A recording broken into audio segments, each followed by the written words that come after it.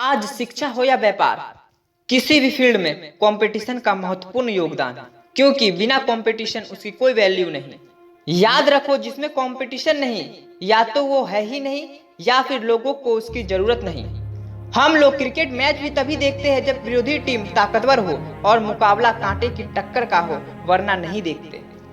अगर तुम कुछ करना चाह रहे हो और सोच रहे हो कि उसमें कंपटीशन ना हो, तो ये तुम्हारी गलतफहमी है।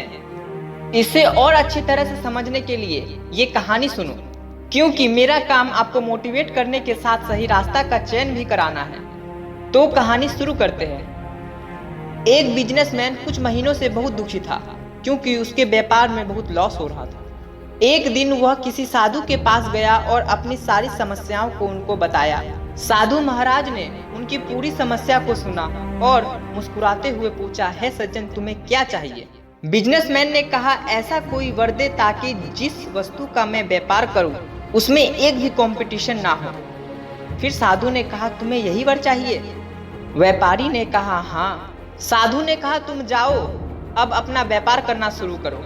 व्यापारी बहुत खुश हुआ कि मेरा वर साधु ने स्वीकार कर लिया।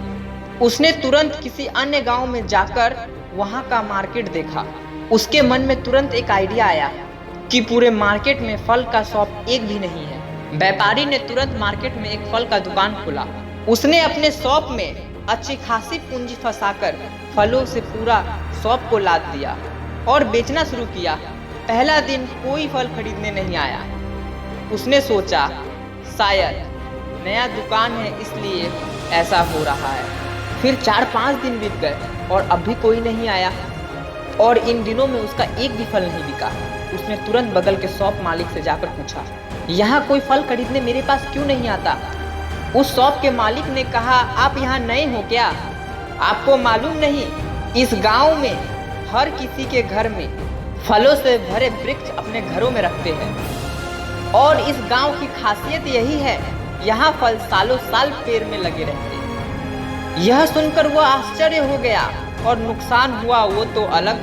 फिर उसने रियलाइज किया, जिस काम में कंपटीशन नहीं वो काम ही नहीं, या लोगों को इसकी जरूरत नहीं। अगर आप इस कहानी से जान पाए कि कंपटीशन की जरूरत क्यों है, तो चैनल को लाइक, सब्सक्राइब एंड कमेंट के साथ अपने दोस्तों तक शेयर करें और बेल आइकन जरूर दबाएं, ताकि मेरे आने वाले वीडियो का नोटिफिकेशन आपको जल्द मिले।